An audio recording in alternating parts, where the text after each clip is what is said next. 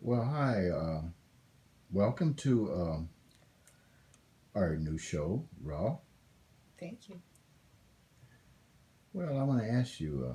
I know you're from Brazil, right? Yes. What part of Brazil are you from? I was actually born in a city called Montana. And when I tell that to people, they think it's Montana in the United States. And I tell them, no, no, I was just destined to be an American. But Montana is in Brazil. And it's a beautiful place full of mountains.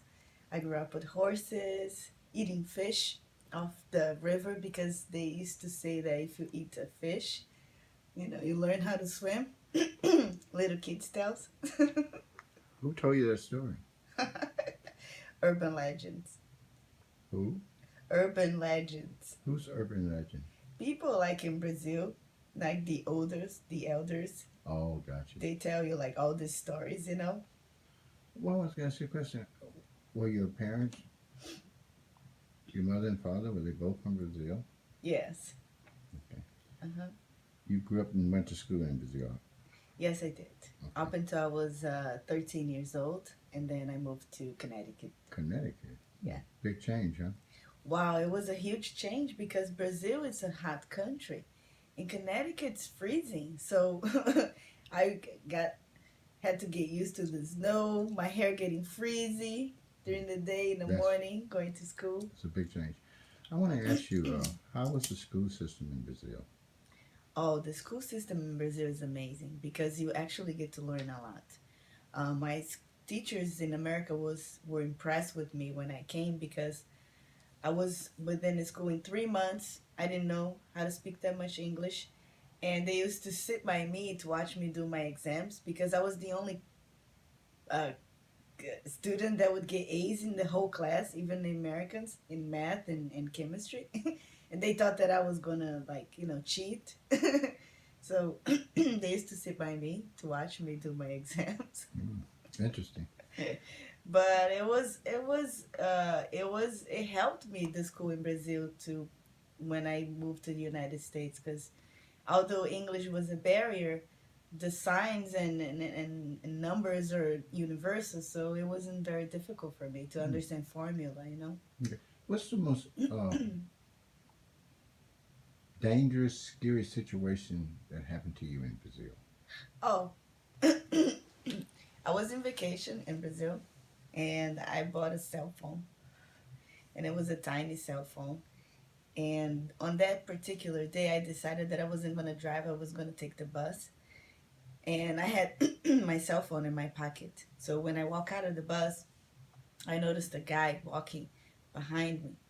And he walked past me, and I was like, wow, he scared me. He's like, oh, don't be afraid. It's okay. And it was around like 6 p.m. and he was well dressed. I was like, okay, it's okay. And he started talking to me, and he's like, can I see your cell phone? Is that the new cell phone? I'm like, yeah, it's the new cell phone. You want to see it? Here. I gave it to him. He grabbed the phone. Oh, it's really cute. And where'd you get it? Oh, I got it at the store, on the store by the mall here. He's like, oh, cool. You just lost it. And he took off. And I was like, that's my phone. Wow. I trusted you. Well, I'm pretty sure you learned a lesson from that, right? Well, I did. Not to let nobody see my cell phone. What I want to ask you, your mother and father, they were both from Brazil. Yes. Okay, how did they meet? My dad is a doctor, and he used to be a supervisor in his because my dad does artificial insemination, so he used to manage an office, and my mother went to get a job there as a secretary, so that's how they met. Interesting. Hmm. Sort of romantic. Hmm. Okay, and what brought you to Hollywood? Oh, what brought me to Hollywood is because I love acting, I love singing, and I started studying that when I was in Connecticut, and that led me to go back to Brazil, to go back to my roots, so I could understand myself better, so I can become all the characters and understand people and behavior. And while I was in Brazil, I did a movie that became Brazil's official nomination to the Academy Awards. And in 2008. He competed with Slumdog Millionaire. And I came here to watch the movie. It premiered in Santa Monica. And I decided that I wanted to live here because movies, it's what I love. So I'm like, I want to go to Hollywood. So, living here in Hollywood, Yeah. how do you like it? How do I like it? Oh my Mm. God. I love Hollywood because I met the most amazing people here in my life. Like, the people that I met in Hollywood helped me become who I am today.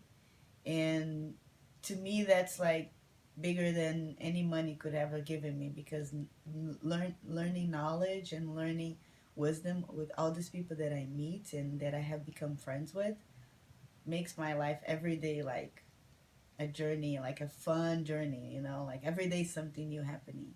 So I love Hollywood. What are your goals? My goals is to become a person that can fulfill her dreams and help other people fulfill their dreams because I feel like their life nowadays everybody is like lost and they don't know what they want because there's so many choices and a lot of people with different sexualities they feel very oppressed by their families. I had a girlfriend who passed away because her family couldn't accept that she was gay and she drank a lot and it led to a lot of downfalls in her life up until her death. Mhm. And I feel it's because she wasn't accepted, but because of who she is. So my goal in life is to accept myself as who I am, so I Mhm. can help other people accept themselves. So, when did you accept yourself being gay?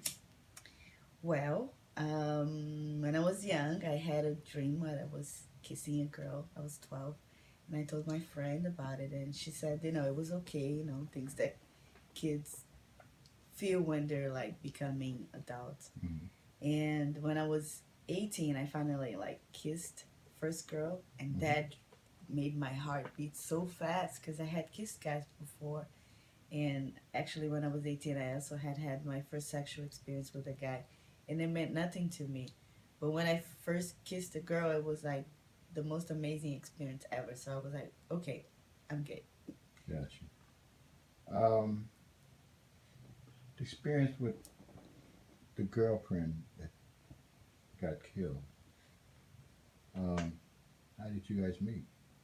We met online. Yeah. I went to a film festival. Mm-hmm. And I have a friend, her name is Venus. She came over to do my hair and help me with my makeup. Mm-hmm. And we took some pictures in my car. Venus took some pictures of me all dressed up and she posted on Facebook. And her friend Diana saw the picture and commented on it and asked her about me. So then Diana sent me a message and we started talking. And what's funny about that is that I didn't reply right away. I made a little bit of a charm and a few days later, she texted me again. She's like, "Why so mysterious?" And then we started talking after that. And yeah, What kind of person was Diane? Diana was a very fun, loving person. She was a person who really like cared about people, especially children. And she was just like fun to be around. And she was amazing. She was an amazing human being. And I wish we had had more time to know each other so we could maybe help each other in better ways. What did she do? Diana was a producer. Oh, really? What Mhm. did she produce? She produced many of the Emmy Awards for NBC and she produced many things for CBS too. Can you name one? Yes, I can. The Emmys, the shows, the music TV show, the Emmys. Mm-hmm. Yes. So she used to produce a lot of that. And the Emmys, you have a lot of like Oscar, many of TV shows that get nominated for Mm-hmm. awards, for examples.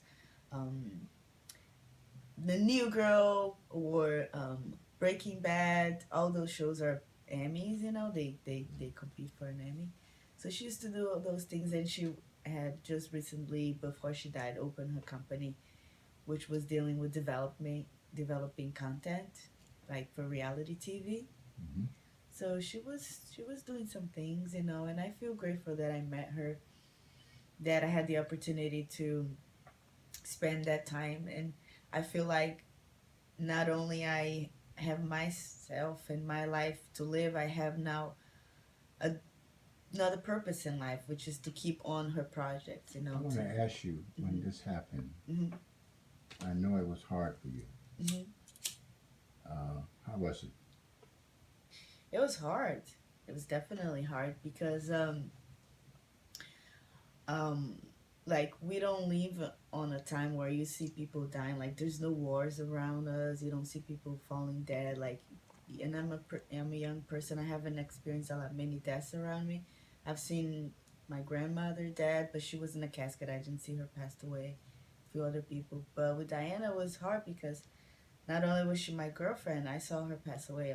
Like the life leave her body, and that was really traumatic because when you remember that expression of the person, looking at you but no longer looking at you, that's something like that keeps in your mind, and that's hard. That was like harder to get, I guess, to make you realize, and it's scary because it makes you realize how life is precious because it's a breath that life goes away. Okay. I know you went through a hardship and you had problems. You were drinking at the time and after death. Um, what did you do to come out of that? To be the strong woman that you are now? What did you do to come out of that? I was drinking a lot and I wasn't eating and I was getting really skinny. And one day I drank a lot and I fell on my knees and I asked God for help. I told him that I couldn't live like that anymore. And after that day, I started getting better little by little. Like my friends started reaching out more. I started working out and hiking, and I started going to AA. I finally finished my DUI that I had to do for all my community service. Everything that the judge needed me to do. I finally focused on my projects and writing a script that I was working with my friend Winston, and those things, those little things helped me stay, get back again on my feet, and then I met a few people here and there that was helping me. So all of that, and I guess it was because I didn't want to feel that I didn't want to feel sorry for myself. I didn't want to feel like, it's something that was that that happened, but I felt like it was something for me to learn from it, and maybe do something positive rather than feeling sorry or being depressed because she died, because I'm sure she's not gonna be happy to see me sad. I want to ask you, what would you say to all of the young girls that's going through life? What would you say to them? What kind of knowledge would you give them? Wow. I wish I could give them a knowledge that could make a difference, but What would you do if you had to do it all over again? what would I say if I had to do it all over If you were again? Like, 16 years old yeah. and you started life again, Hmm. what would you do? Well, Would you do it different? Who would you do different? what would I do different? Well, I want to answer that, but I want to maybe give an advice of what I would for the girls. But I think that maybe they can do it in a situation of hardship is to like trust in God and trust in themselves, because God can help them out of any situation. And it doesn't mean like you have to put yourself in a church and become like very addictive religious person, but just trust God. And if I had to do anything different again, maybe I don't know, because I'm really happy with my life. Even though many things bad happened, I don't really regret because I lived fully, I was really happy and I don't really have any regrets. Good attitude. Tatiana, I want to thank you for coming to our show, Raw, Thank you. and we hope to see you again. Yes, thank you. Good See luck. you. Bye. Thank you. Bye.